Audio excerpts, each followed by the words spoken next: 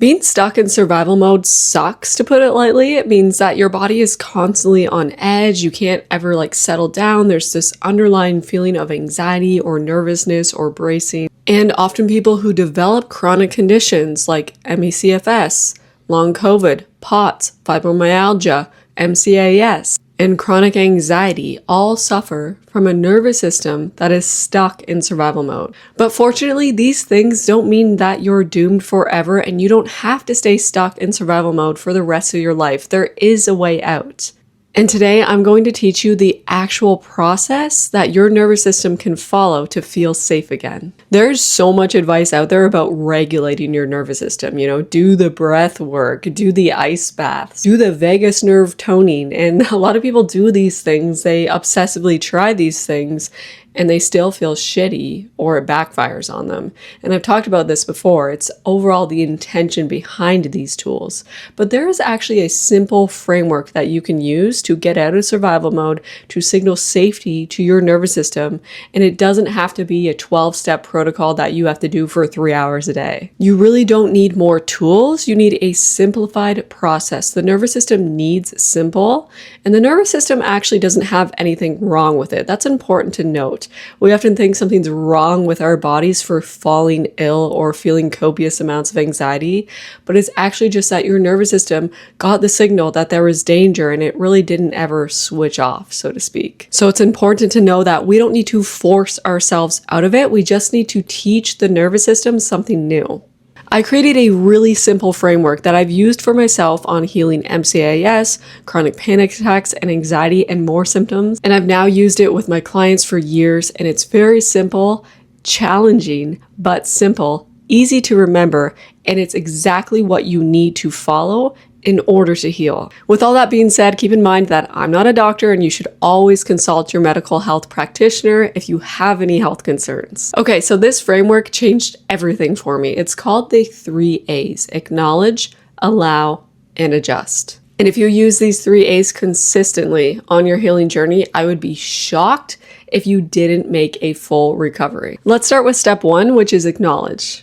Most of the time when we have certain symptoms, certain emotions, certain sensations, we don't actually acknowledge what is happening. We don't take the time to acknowledge what is going on. Instead, we immediately react to our symptoms and sensations. They show up and immediately it's like, what is this? What is wrong? How do I stop this? What is happening? Or we resist it. We push it away. We say, I'll deal with that later. I don't want to deal with it now. Or, ooh, that's uncomfortable. I'm going to put that on the back burner for now. And these reactions actually tell our brain that there really is a problem. And so it sends up more cortisol, more adrenaline, more stress hormones, and those symptoms persist. Acknowledging actually means noticing what's happening without adding any fuel to it and simply naming it in the most neutral terms possible. So for example, my chest feels tight. There's anxiety here. I can feel it in my stomach. My body feels activated right now. Literally, simply name what is going on clearly and precisely as much as you can. Drop into your body, acknowledge where you feel that sensation, and just simply label it. Remember, we're not adding fuel to it. So you're not saying, I feel tightness in my chest and that means that I'm having a heart attack and I need to analyze it. I need to figure out what's going on with me. I need to measure my heart rate. I need to go to the emergency room. By all means, if you are actually concerned you're having a heart attack, go to the emergency room. But you girlies with that health anxiety know exactly what I mean. Simply just going to name it. Acknowledge that it's there. Don't try to put it on the back burner. Don't shove it away. Don't resist it. Don't panic about it. Just name it.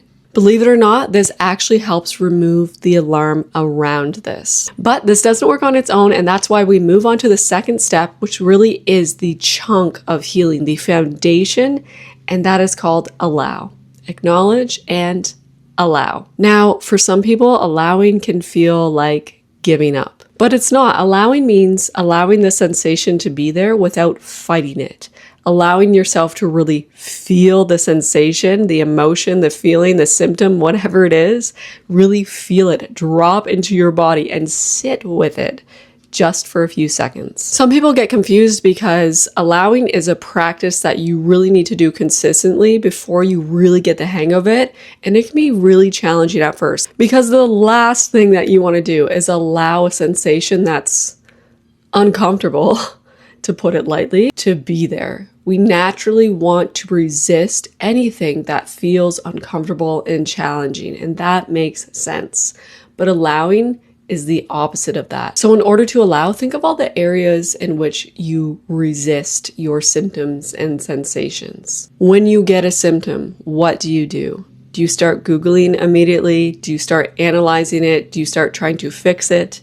Do you fight it? Do you resist it? Do you tell it to F off or go away? Do you attach a story to it? Do you tell yourself that there's something wrong with you, or you're dying, or you're the person who will never heal? Do you panic about it? Do you think, oh my God, I need to do something about this right away. This is bad. This is serious. Now, allowing can be a really triggering step if you have not first built what's called a container of safety.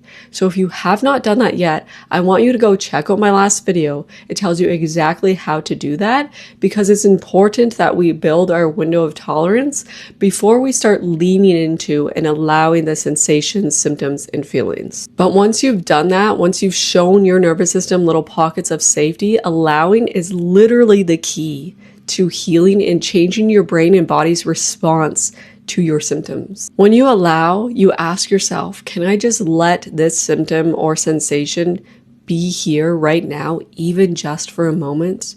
Can I just sit with it and let myself truly feel it without changing it, without fixing it, without fighting it? When you do that, it sends a powerful message to your nervous system and things start to shift. Now, after you've acknowledged and you allowed, the next step is to adjust, and this is very important. Adjusting doesn't mean controlling your body 24/7 or constantly focusing on healing and what you can do to stay sane in the moment. After you acknowledge and allow, you don't stay stuck focusing on your symptoms all day long. You adjust your focus. This could mean something like going for a walk, talking to a friend, doing an activity you enjoy, cooking a meal, making some art. Do something simple and engage in your life despite the symptoms and sensations. Do something that is not focusing on the symptoms, and something neutral or calming or joyful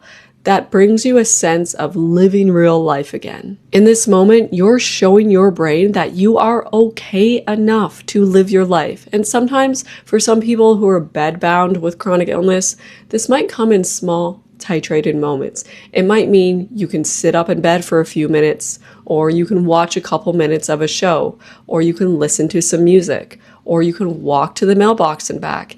Little by little, we get there. We cannot sit here and monitor our symptoms 24/7 because that is signaling danger. So we acknowledge the symptoms and sensations, we allow them even for a few seconds, and then we adjust our focus to something else. And the next time those symptoms come up and peak, we acknowledge them, we allow them, we adjust. Repeat, repeat, repeat. Consistency matters. This framework is what will give you the healing that you're looking for. And I say that with confidence because not only has it worked for me, but it's worked for a ton of clients that I've had, and I've seen it work for thousands of others using similar methods in the healing world. There are people healing from chronic conditions every single day. There are so many success stories out there. Just take a look because you will be inspired. And the core of the message through all of them is the acknowledgement of symptoms, the allowing of symptoms, and the living your life, adjusting your focus. Remember, you don't need a perfect routine to heal. You don't need 1,000 supplements. You don't need to do something like detox your body, in my opinion. But yes, the foundations of supporting your body, like trying your best to get adequate sleep, feeding your body nourishing foods, those things matter too.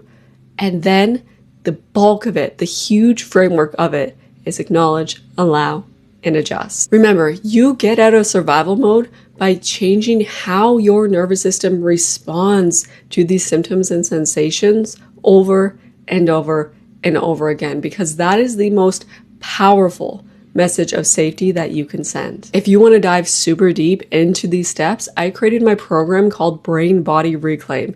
It teaches you the container of safety, how to acknowledge, allow, and adjust your focus and elevate so that you can believe in your healing. I'll pin it in the description of this video as well as the comments below. And if you want to dive deep, because I know everyone's chronic illness condition is unique to them and you feel like you need that one-on-one support to coach you through this, I'll leave the link to book a free consultation with me in the comments as well. And also drop a comment below if you're currently dealing with a chronic condition, whether it's an illness or anxiety. I want to know what it is that you're dealing with. If you have any specific questions about it, let me know. And as always, don't forget to like and subscribe because it helps the algorithms show this video to more people who need the help. Remember, yes, you can heal. You are capable even when your brain says you're not.